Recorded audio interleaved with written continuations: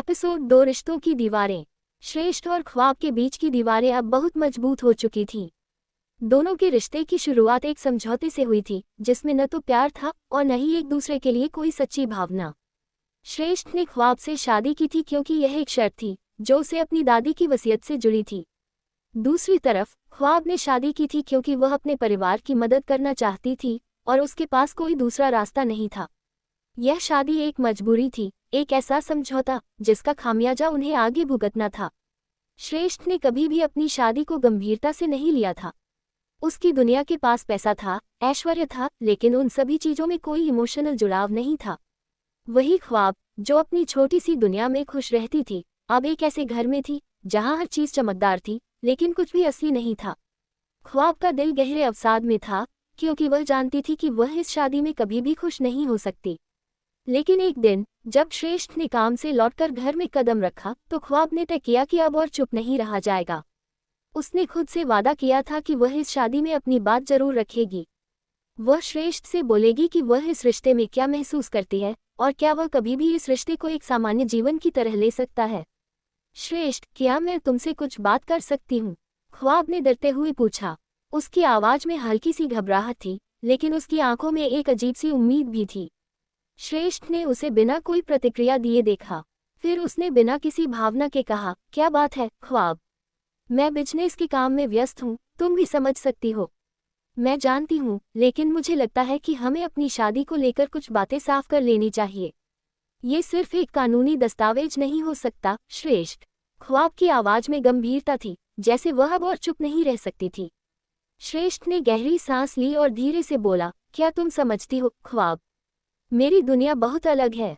मैं तुम्हें नहीं बदल सकता। यह शादी एक समझौता है और मेरे लिए इसका यही मतलब है। क्या तुमने कभी मेरे बारे में सोचा? ख्वाब ने लगभग फटी हुई आवाज में पूछा। क्या तुमने कभी महसूस किया कि मैं भी इस रिश्ते में अपनी जगह बनाना चाहती हूँ? तुम्हारा स्थान मेरी दुनिया में नहीं है ख्वाब। श्रेष्ठ की आवाज में एक ठंडी सच्चाई थी। तुम एक लड़की हो जो किसी भी तरह से अपनी दुनिया को समझने की कोशिश कर रही हो, लेकिन मेरे लिए यह शादी सिर्फ एक समझौता है।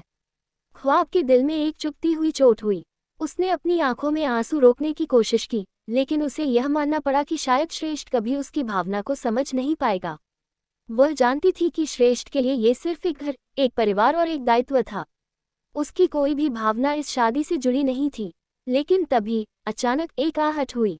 दरवाजे पर हल्की दस्तक हुई और एक पुरुष आवाज सुनाई दी, क्या मैं आ सकता हूँ? ख्वाब और श्रेष्ठ दोनों ने पलट कर देखा। सामने खड़ा था आर्यन, श्रेष्ठ का पुराना दोस्त। उसे देखकर श्रेष्ठ का चेहरा अचानक से कड़ा हो गया। वह आर्यन को बहुत अच्छे से जानता था, लेकिन उस पल में श्रेष्ठ की आंखों में कुछ अजीब सी घबराहट थी। क्या तुम जानते हो श्रेष्ठ? आर्यन ने थोड़ा मुस्कुराते हुए कहा, तुम्हारी शादी की वजह सिर्फ वसीयत नहीं है, बल्कि कुछ और भी है। ख्वाब चौंकी। आर्यन के शब्दों ने एक नया मोड़ ले लिया था।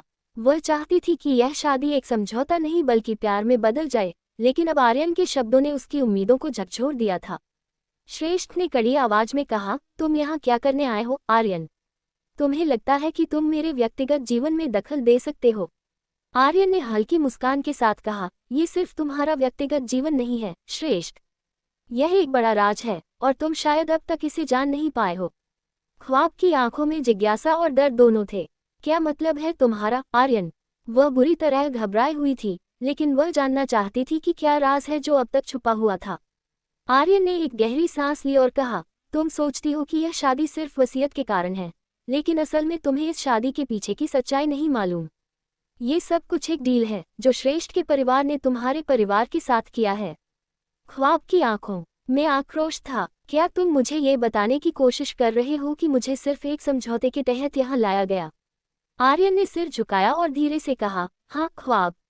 तुम्हें उस दिन ये सब नहीं समझाया गया था, लेकिन तुम्हारे परिवार को बहुत बड़ी आर्थिक मदद मिलने वाली थी और यही वजह है कि तुम्हारी शादी इस घर से हुई। तुम्हें तो शायद नहीं पता, लेकिन तुम्हारे परिवार की कुछ बड़ी परेशानी थी और श्रेष्ठ को अपनी दादी की वसीयत के अनुसार तुम्हारे परिवार से यह रिश्ता जोड़ना पड़ा। ख्वाब की आंखों में असमंजस था। उसकी दुनिया फिर से ढह गई थी। उसने कभी नहीं सोचा था कि वह इतनी बड़ी साजिश का हिस्सा बनेगी। अब उसे यह सवाल परेशान करने लगा कि क्या वह कभी श्रेष्ठ से प्यार कर सकती थी, जब उसे यह महसूस हुआ कि उसका खुद का परिवार इस शादी के पीछे एक गहरी वजह थी।